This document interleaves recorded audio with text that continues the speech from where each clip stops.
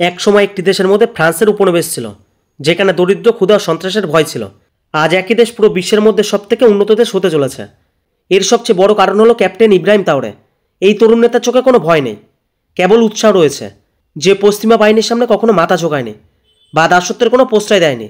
মাত্র 36 বছর বয়সে তিনি লক্ষ লক্ষ আফ্রিকানদের আশার উজ্জ্বল রশ্মিতে পরিণত হয়েছেন। আজ আমি বুর্কিনা ফাসোতে কিছু মেগা প্রজেক্ট সম্পর্কে কথা বলবো, যা ইব্রাহিম তাওরের নেতৃত্বে বুর্কিনা ভক্তদের ভাগ্যকে পুরোপুরি পরিবর্তন করেছে। মাঠে ক্রমবর্ধমান শস্য থেকে শুরু করে কারখানায় কর্মসংস্থান পর্যন্ত, স্কুলগুলিতে নতুন চিন্তাভাবনা পূরণ করা থেকে শুরু করে রাস্তায় নতুন গতিতে চলা এবং সেনাবাহিনীর শক্তি থেকে আকাশকে স্পর্শ করার স্বপ্ন পর্যন্ত, বুর্কিনা ফাসো এখন একটি দেশ নয়, একটি মুভমেন্টে পরিণত হয়েছে। এবার এই মেগা প্রজেক্ট সম্পর্কে বলবো। Tomato plant. ইব্রাহিম তাওরে যখন ক্ষমতায় এসেছিলেন, তখন তিনি প্রথমে দেশের খিদে ও কৃষকদের অবস্থা বুঝতে পেরেছিলেন। বুর্কিনা ফাসোতে প্রচুর পরিমাণে টমেটো চাষ হতো, তবে কৃষকেরা সঠিক দাম পেত না। কৃষকেরা এটি রাস্তায় ফেলে দিতেন বা 1/4 দামে বিক্রি করতেন। এই সমস্যাটি সমাধান করার জন্য তাওরে দুটি বড় টমেটো প্রসেসিং সেন্টার তৈরি করে, একটি বোবো ডালাসোতে এবং অন্যটি ইয়াকো সিটিতে, যেখানে টমেটো থেকে সস এবং চাটনি তৈরি করা হয়, যা দেশের বিভিন্ন জায়গায় ব্যবহৃত হয়।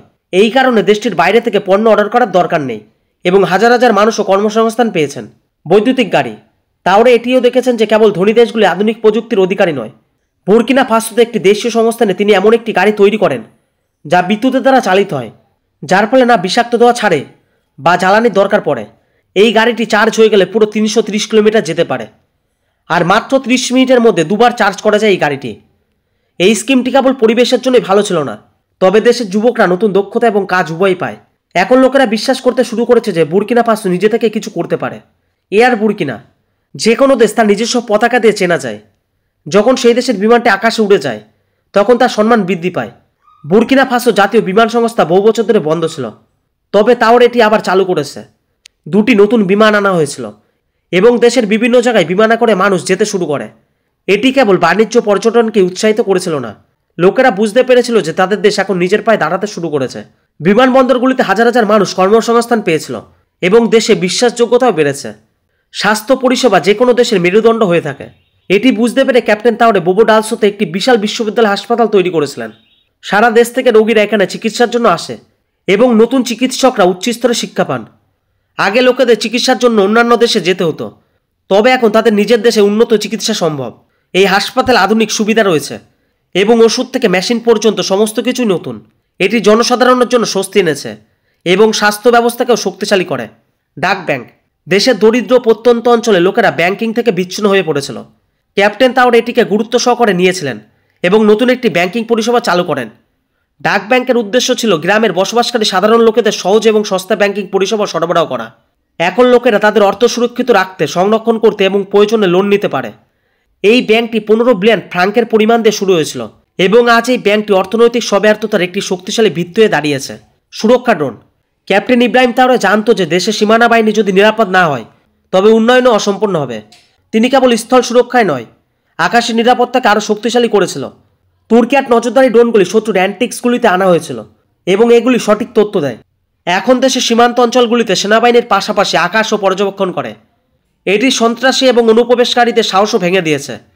এই সিদ্ধান্তটি দেশের সুরক্ষার জন্য ঐতিহাসিক প্রমাণিত হয়েছিল। জল প্রকল্প। বুর্কিনা ফাসোর মতো দেশে যেখানে সূর্যের তাপ তীব্র এবং জলের অভাব সাধারণ ব্যাপার, যেখানে জলের সুরক্ষা সবচেয়ে বড় প্রশ্নে পরিণত হয়েছিল, তাওরে এটিকে গুরুত্ব সহকারে গ্রহণ করে একটি বিশাল জল সুরক্ষা প্রকল্প চালু করে। এই প্রকল্পটি $145 মিলিয়ন ব্যয়ে শুরু হয়েছিল, যার লক্ষ্য ছিল দেশের প্রতিটি কোণে পরিষ্কার এবং নিরাপদ জল সরবরাহ করা। কূপগুলি মেরামত করা হয়েছিল, ট্যাঙ্কার তৈরি করা হয়েছিল এবং পাইপলাইনগুলি গ্রাম থেকে গ্রামে বিছানো হয়। আজ বুর্কিনা ফাসোর কয়েক মিলিয়ন মানুষ পরিষ্কার পানীয় জল পাচ্ছে। Traffic interchange. রাজধানীর আগাডুগুতে সবচেয়ে বড় সমস্যা ছিল রাস্তায় ভিড় এবং ঘন্টার পর ঘন্টা আটকে থাকা জ্যাম। এটি তিনি সমাধান করেছে। উত্তর দিকে একটি নতুন জংশন নির্মিত হয়েছিল, যার নাম দেওয়া হয়েছে উত্তর ইন্টারচেঞ্জ। এখন এই রুটের মধ্যে দিয়ে যাওয়া হাজার হাজার যানবাহন থামানো ছাড়াই দ্রুত সরে যায়। ব্যবসা, অফিস, স্কুল এবং হাসপাতাল এখন সর্বত্র পৌঁছানো সহজ হয়ে গেছে। ট্রাফিক সমস্যাটি কেবল ঘড়ির সূচি থামেনি, তবে অর্থনীতিকেও ধীর করে দিয়েছে এবং ট্রুপগুলি এটি সংশোধন করেছে। কৃষকদের সমর্থন। তিনি কৃষকদের কৃষিকাজ শ্রদ্ধার চোখে দেখেন। তিনি ট্রাক্টর, বীজ, সেচ পাম্প সারা দেশের 5 লক্ষ কৃষককে বিতরণ করে। মাঠে এখন ফলন বেড়েছে, অনার হ্রাস পেয়েছে এবং গ্রাম থেকে শহরগুলিতে স্থানান্তরও বন্ধ হয়ে গেছে। এটি একটি কেবল পরিকল্পনা ছিল না, তবে একজন কৃষকের কুঁচকে থাকা কপাল হাসিতে রূপান্তরিত হয়েছে। ক্যাপ্টেন তাওরে তার অতীতকে ভোলেনি।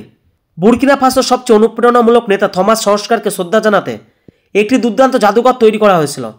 এটি কেবল একটি ইটের পাথরের বিল্ডিং নয়, যা দেশকে সউদারতা এবং স্বপ্রতিক্রিয়া পাঠ শিখিয়েছিলেন। এই জাদুঘরে তাদের জন্য ব্যবহৃত ছবি, বক্তৃতা এবং এই বস্তুগুলি জাদুঘরে রাখা হয়, যাতে তরুণ প্রজন্ম জানতে পারে যে আসল নেতা কী। তো বন্ধুরা, এই ছিল আজকের ভিডিও। আর আপনারা কে কে চান আপনাদের দেশে এইরকম লিডার থাকা দরকার, তারা অবশ্যই আমার এই ভিডিওটিতে একটি লাইক করে দেবেন। আর আমার এই চ্যানেলে যদি আপনারা নতুন হয়ে থাকেন তাহলে চ্যানেলটি সাবস্ক্রাইব করে দেবেন। তো দেখা হচ্ছে পরবর্তী এপিসোডে। ততক্ষণ পর্যন্ত ভালো থাকবেন। ধন্যবাদ।